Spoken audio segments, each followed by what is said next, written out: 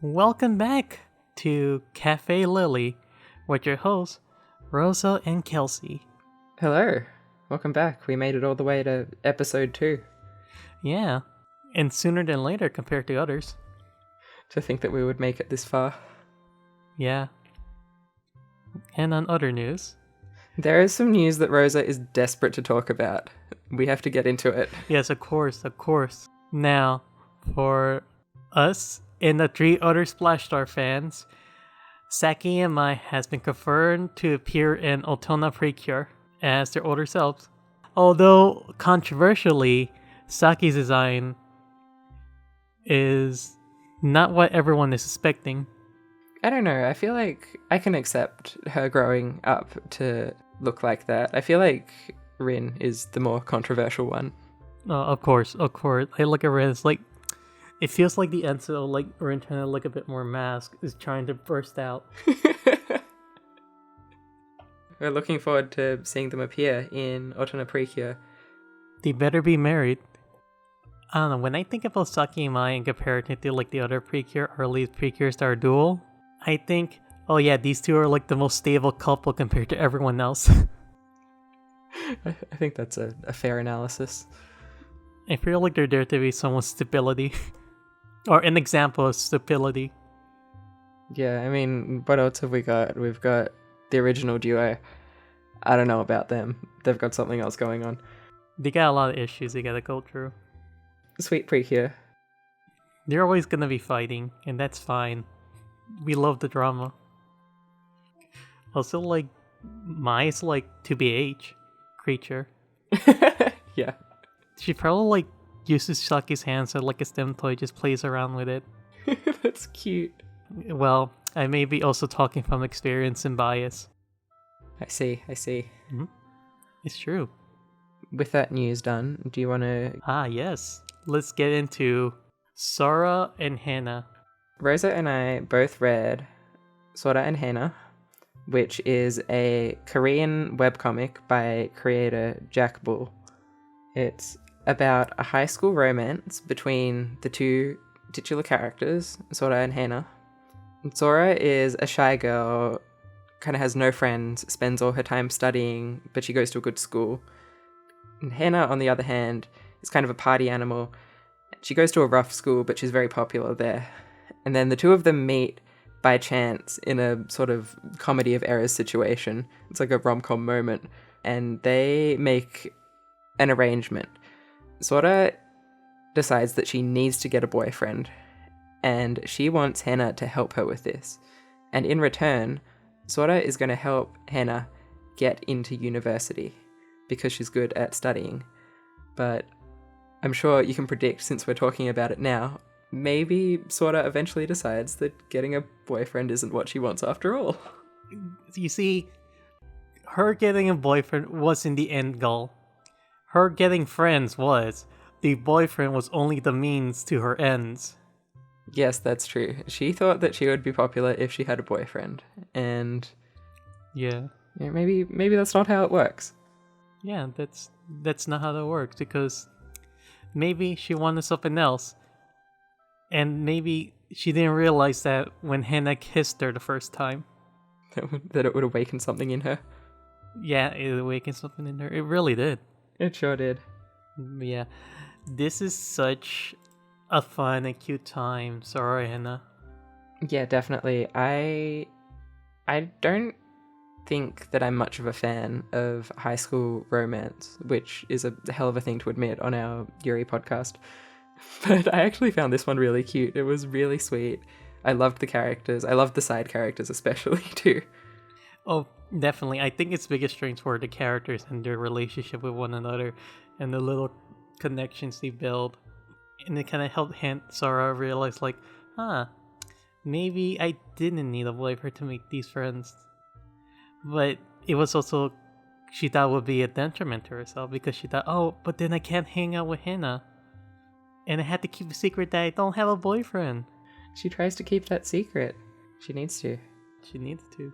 Yeah, a word of warning, this comic is very sweet and very, like, PG, but there's also an epilogue that's set after a time skip where the characters have grown up and they're adults now, and the epilogue is more R18 rated. Yeah, it's more based on their adult relationships, while the the main story is like based on their high school experience.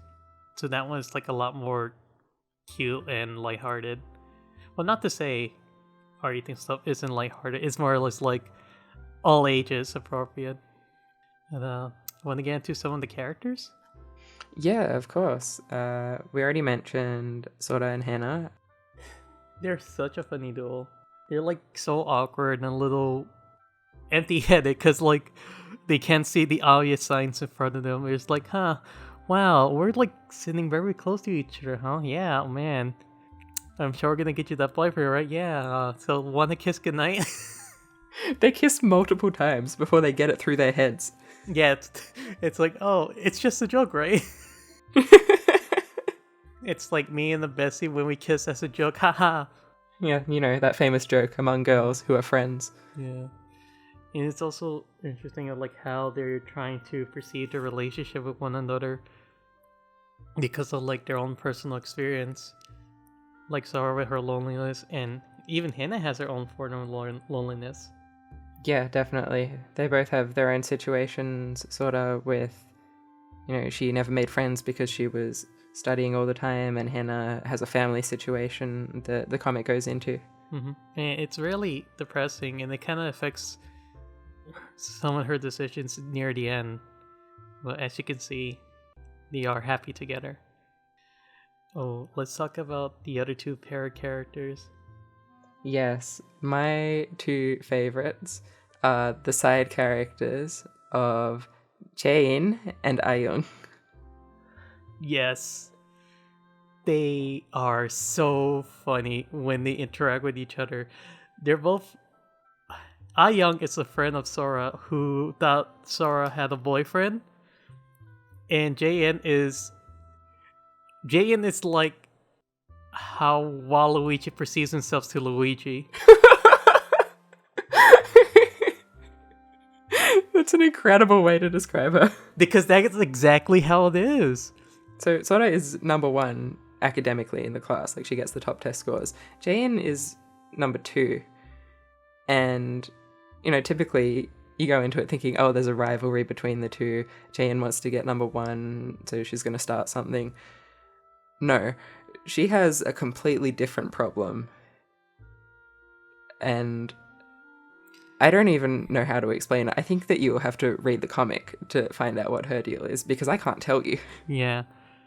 And I feel like it's part of something deeper, because Sora's friend, Ah Young, whenever she hangs out with Jae-in, they're always bickering with each other. They cannot have a conversation without starting a fight. Yeah, and it's kind of just their thing. They can't go without doing that. And you kind of feel like, wow, are they? Will they? Because it feels like that's what Jae-in wants in a partner. But Jae-in couldn't get that from Sora, because Sora doesn't care about the rivalry. Sora doesn't even care about being number one. Sora just wants friends. Yeah, Sora's too nice to take any of the bait. Yeah. Jae-in just wants drama. And I respect her for that. There are also a collection of other side characters. There's like a K-pop boy whose name I don't remember. He's trying to be an idol. Mm-hmm. And he meets Sora, and she's kind of like, oh, this is the boyfriend that I was looking for. But as you can predict, that's not how things turn out. No, she saw this boy. He's like, oh, wow, yeah, no, I have no trouble speaking to this boy or any other emotional quarrels. This is the perfect boyfriend because he doesn't bother me in any sort of way. He means nothing to me. God. Yeah, it's so funny. And the boy's really into her, but she's like, yeah, okay. There are also a pair of teachers that sometimes show up, and there's a couple of characters from Haena's school, mm-hmm. and it gets into some of the backstory of her school and why it's like that, and why Haena wants to go to university so much, which is a nice story. Yeah, it's very sweet, and it's kind of, I think it's very positive message of improving yourself in education, but also figure out what you want to do for yourself. Yeah. I appreciated about this comic as well that there was a lot of variety in the character design, a lot of different body types between the women. Oh, and absolutely, Haena is like really sticks out a lot. She's like a lion when you look at her, and like infinitely bigger than like Sora. And it's like very cute with Sora's like trying to reach up to her height. Yeah, they mentioned a couple of times that Sora is pretty short for her age, so the two definitely contrast with each other.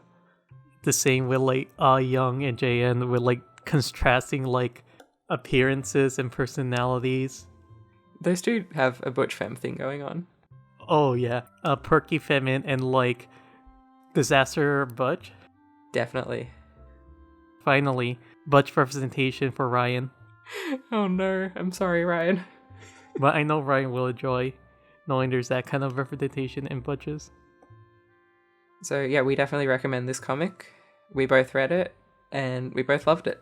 Yeah, all ages we really recommend, but for the side story, that's for more for the older audience.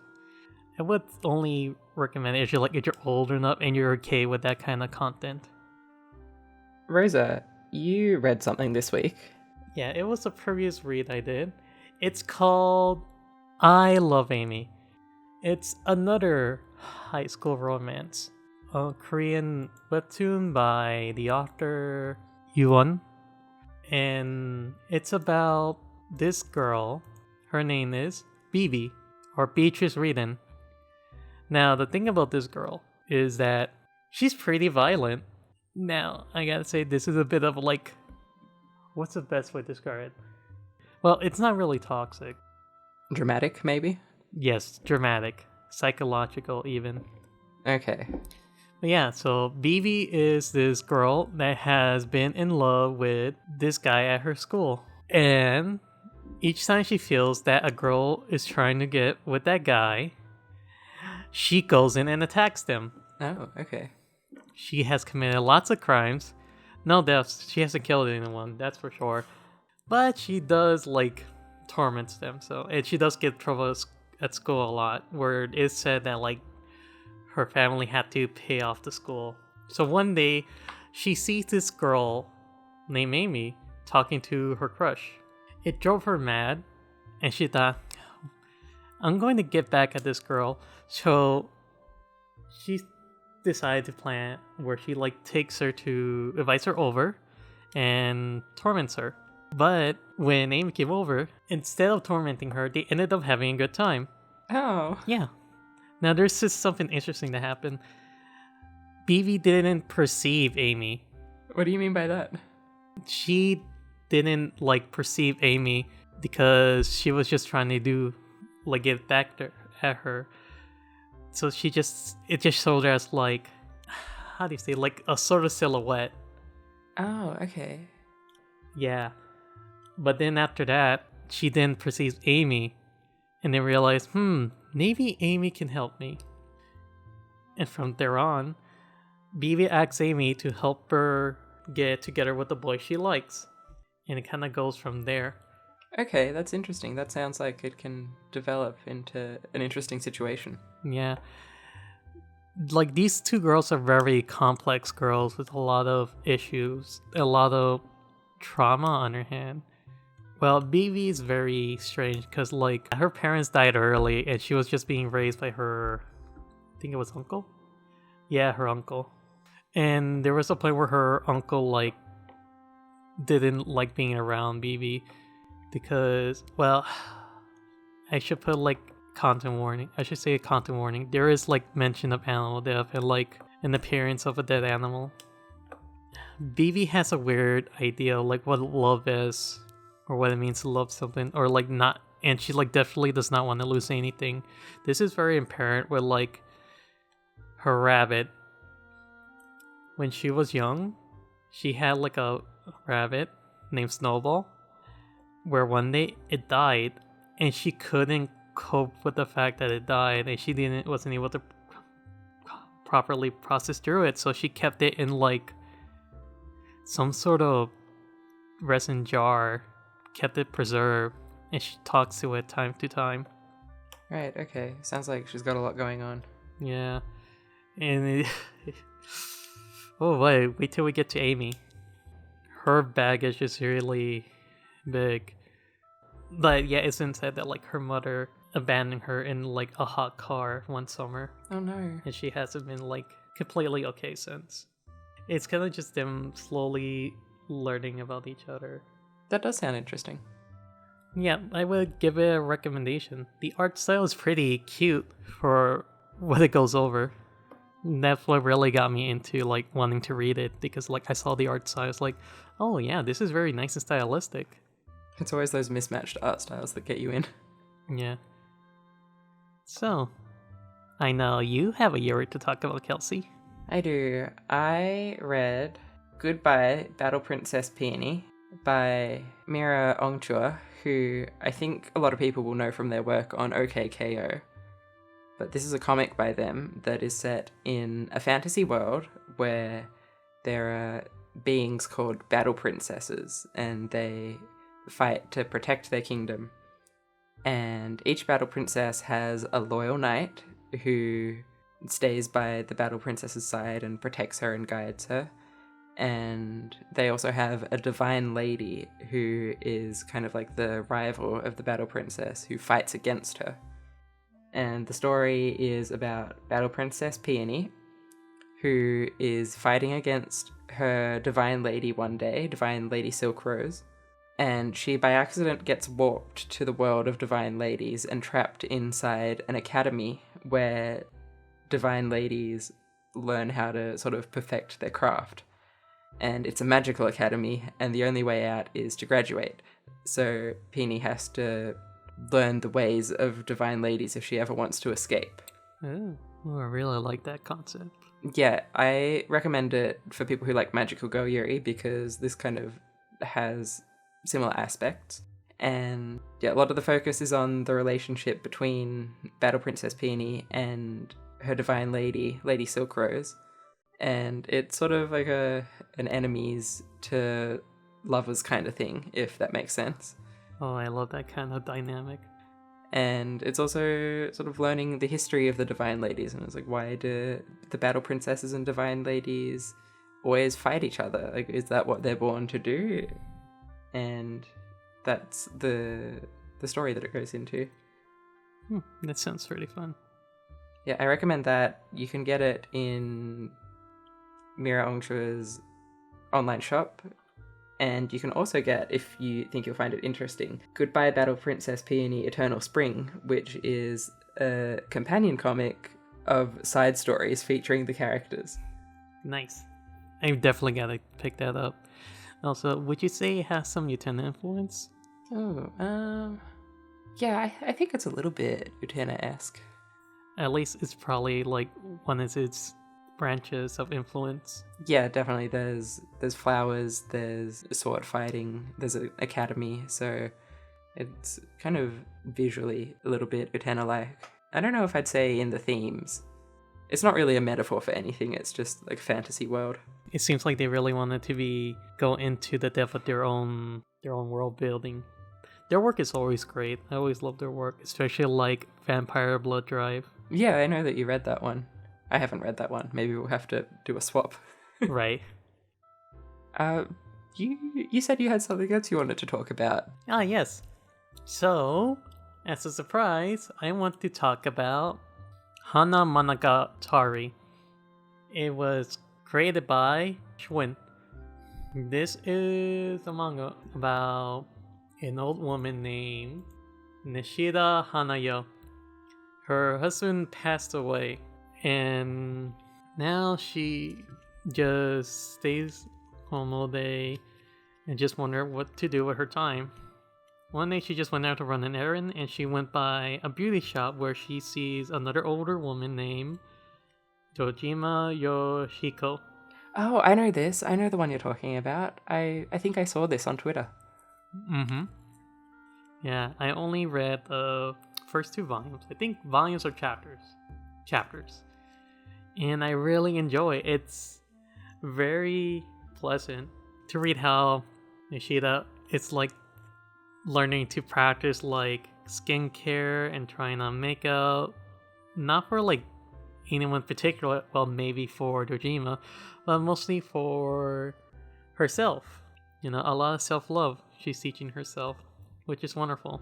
And you also get bits and tidbits about her relationship with her now deceased husband, and how there was a chance, well, not a chance, there was a fact that like she may just like had to marry because she had to marry, you know, one of those instances. But it's nice to see that she slowly develops a crush on this other woman at her age.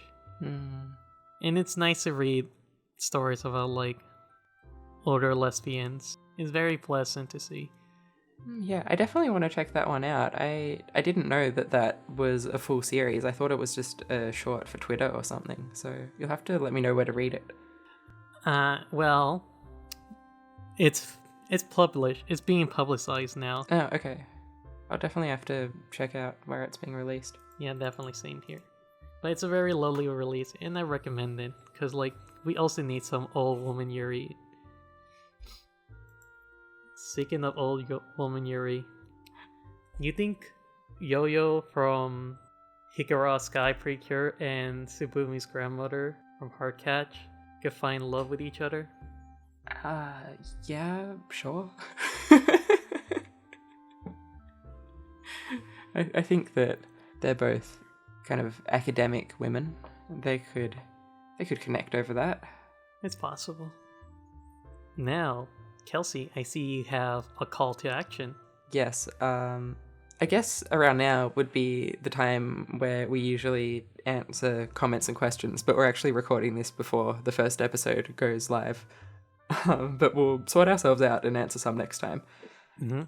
Instead of that, I have a call to action for our listeners. Yeah.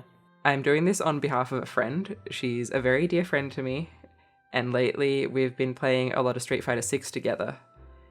And she has been complaining to me that she's having trouble finding good Street Fighter Yuri, but in particular, Chun-Li and Cammy, old woman Yuri. Because those two have been married since 2008, and we know this. Oh my god. So my request of the listeners is that if you're out there and you see any good Street Fighter Yuri, please either send it to me on social media or post a link to it in the Café Lily channel in the Ready to Start fan server. Keep it safe for work, because those are the rules. Those are the rules. But let me know. Let us know, please. And remember, Yuri, not Jury. I mean, she could be involved. She could be involved. You know, we also need a toxic lesbian in the mix. Okay, well, that's all I had to say. Well, thank you all for joining. Yes, thank you. I hope you have a wonderful time. I hope you look into the stuff we recommend or talk about. Proceed with caution. And we hope to see you again.